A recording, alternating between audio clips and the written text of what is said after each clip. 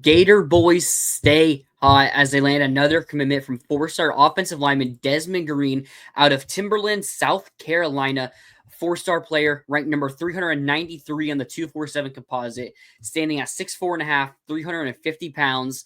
This is a pretty big time get. Now, he's barely inside the top 400, and with that ranking, you can decide if he should be a four-star or if he shouldn't be, but that's what his ranking is.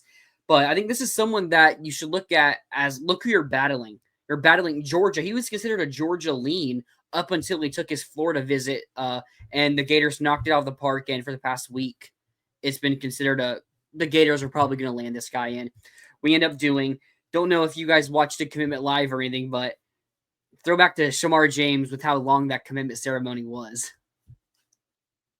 Yeah, man, I remember the Shamar one, like, because that was back when I was like really engaged with recruiting from like a fan perspective. So I was like so locked in, and it just took forever. Nah, I mean, I think Desmond Green is a really nice pickup here. Like, yeah, people are going to look at the overall ranking and be like not blown away necessarily. But yeah, I think the point you make with the offers, the teams that you're competing with, obviously Georgia, like you said, in-state South Carolina also was in on him to an extent. So, like, I think, first of all, really shows how much of an emphasis the offensive line has been. I mean, 5 offensive line commits as we speak. This is the first one that's been a blue chip, or at least a composite blue chip. So the highest ranked of the bunch. I mean, he's like, for a guy who's not even a high school senior yet, pretty insane size for Desmond Green. Oh, yeah. At 6'4"-ish, 350 pounds. So I'm not sure all that's like good weight. I'm sure he'll need to drop some of that, but that's a pretty crazy frame to be starting off with. So, I mean, I think kind of fits the mold of guys Billy wants. Obviously more of an interior guy, but Billy likes his big, tall, and wide frame offensive lineman. I mean, yeah, he does. He's from like the country. This is like for the South. This is one of those Midwest kids for us. One of those country kids that, just bigger than everyone and bullies them in the trenches. Not the corn fed, but, country food and everything like that. So this is a pretty,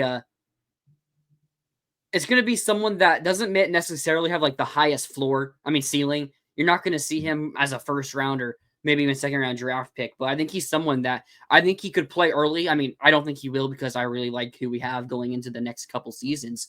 But like you look at Njaya Harris and Bryce Levette last year, 2 guys who were in their second seasons and they were getting starting minutes. I mean, Harris started every single game. Levette started 3 and was 6 on the offensive line in snaps. So those interior guys that they get, they like them to be able to play day one and maybe not guys that are going to be the highest rated players, but there's someone that are going to go out there, maybe be some of the better guards in the country and really good run blockers. That's what I get from Green. He's going to be someone that we can really trust in the run game going down the road. I mean, you just look at his tape and it's just what you expect it to be of someone his stature. It's just him bullying the kids that he's going up against one-on-one. And I'm excited to see how he plays out in our offense. Yeah, looking at the film, they had him play they kind of had him play both inside and tackle, which isn't really surprising considering, I mean, he was the biggest dude on the field in pretty much all those games.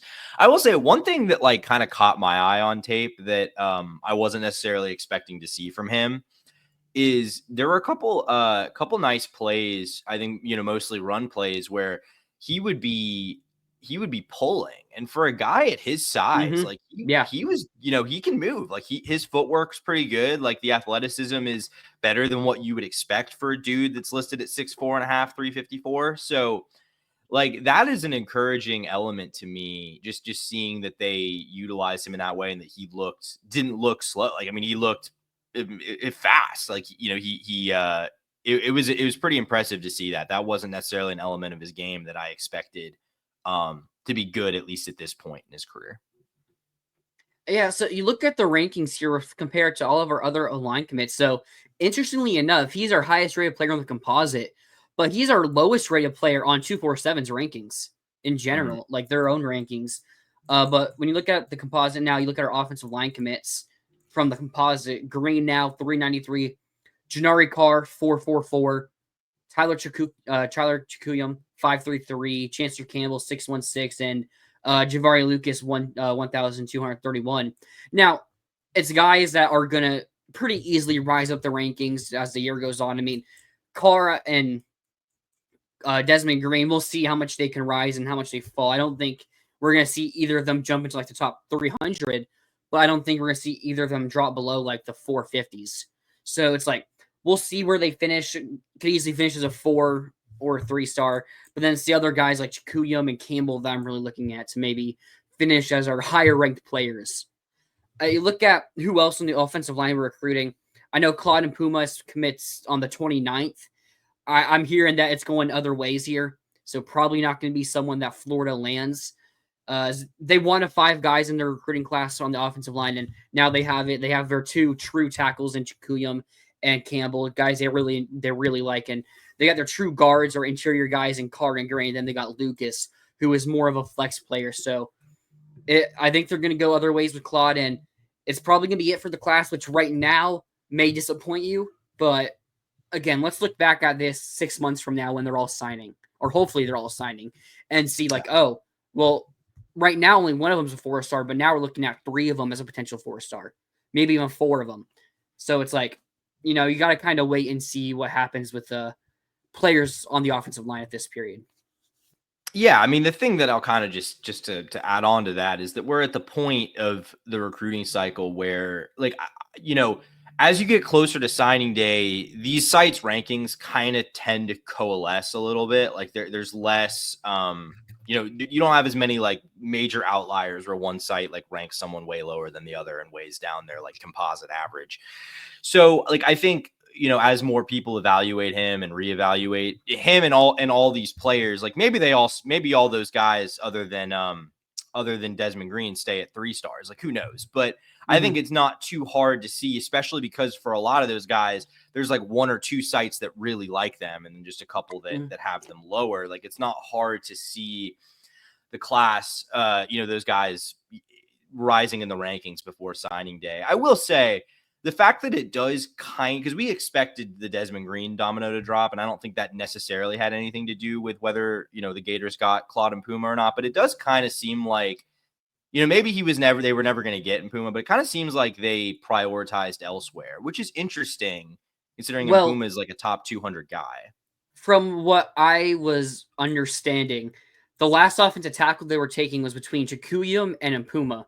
And they had him pretty close on their board. I heard they maybe had Puma a little bit higher, but Chikuyum just committed. And I mean, I think he's something different compared to we talked about Chikuyum's commitment, or yeah, we did, right? I can't remember if it was just me or if it was both of us. But I can't remember either, honestly. We talked about it on the show.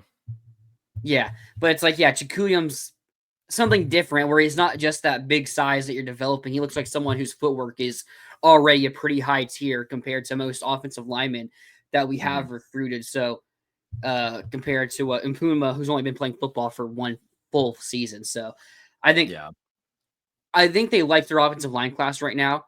I know they're still going to be looking at Ojo and Pepe. Like, I don't really see us landing either of them, but like they'll if one of those big names, like they don't have Mpuma on the same board as they have as I just said, Ojo and Pepe. So it's like, I don't think there's big enough of a gap to where you're probably paying Mpuma more and you're waiting on his commitment another 13 days. I believe he committed on the 16th. So it just made more sense to end up taking Chikuyum at the time. And I know they're really high on Chancellor Campbell. Like, he was a take no matter what, I feel. I mean, it was at Ohio State, Penn State, Georgia, and Miami as well. So they really like Campbell and see where we'll see where he finishes in the rankings and how his college career ends up going. So I think it's a good offensive line class altogether. Yeah, and I mean, it's one of those things where, obviously would I like to see them get some kind of more high, more consensus highly rated guys, more proven, less project guys, like more guys ranking in like the top 150. Sure. But I will say, like, this is an area where I kind of think you just have to, based on what we've seen at this, I mean, this can change, but based on what we've seen at this point, I think you kind of have to trust the staff on these evaluations a little bit, because the offensive line development has been really nice. And, they've done a good job of, like, I think you can afford to take guys that are more project guys, because none of these guys, if things go to plan, should have to really contribute in 2026. So, Mhm. you've built up pretty nice depth for the coming years. Because obviously you do lose a lot from this year's offensive line, but the depth that they've built up and have been developing is promising. So, like, I think their ability to maintain bodies on the offensive line, keep developing them, and not have to thrust anyone into playing time before it's too early. Like, I think they've got a pretty good plan for that. I think like Rob Sale and DeCoster, they seem to have be doing a pretty good job with that. So Yeah, and you add the 3 guys we added on the offensive line in the last class. I mean, Tarver or TJ Dice, I know I'm pretty sure he tore his ACL in the spring, so you're not going to see any of him this year, even if, I mean, you weren't going to see him either way, more than likely. And then Daniel Pierre, Louis, and Jahari Medlock you got. So it's like, if you can get one of those guys end up being a starter, and it's like this class, you can probably end up getting 2 or 3 of them to be a starter. And then the next class, you're hoping to get 1 or 2. So it's like, you keep adding them up and you keep getting starter players, and you keep these guys as your depth, as your bench, like first or couple guys off the bench there. And it's like, you're looking at a pretty good offensive line for the foreseeable future. Wow, Rob Sale or Jonathan DeCoster and Billy Napier are here. I mean, again, Billy Napier could be fired after this season. We don't know here. So it's like, could be fired during this season. exactly, like, it could be fired before this class ends. We don't know who Yeah. will or will not sign, but we're looking at right now and what you're hoping happens. I think this is a pretty good class. Your next question, though, may be, who is our next commit going to be? I think this is a very, very tough question to answer. So on the first 4-star corner, CJ Hester commits. But the question is, do we get someone before that? I mentioned the 29th and Puma commits. I don't think he's coming here. Auburn or Nebraska, I'm not sure where he goes. But on the 30th, 4-star defensive lineman, Preston Carey out of IMG, originally from New Jersey or New York, I can't remember. He commits. No one really knows where he's going. I know Florida's really high on him. I've heard a lot of Rutgers there, which is real interesting when you look at like Florida, Bama, got some other big schools along with Rutgers. So Rutgers making a push for their hometown kid there. So outside of that, well, Heisman on Twitter, he tweeted one more. Whether that means today, whether that means in the foreseeable future, don't know. We'll see. There's some names that could be some. We don't really know yet. Can't really say for sure. But I'll say Hester because it's the safest pick. Okay. Yeah, I mean that's probably fair. I think, look, Florida's got momentum right now. So like, Mm-hmm. we'll see what they can do, if they can land like, a Preston Carey or a KJ Ford or something along those lines. But I mean, yeah, I think that's probably the safest bet right now. Yeah, this commitment moves us up to number 12th overall in the rankings. Still a long time to go. We'll probably be inside the top 10.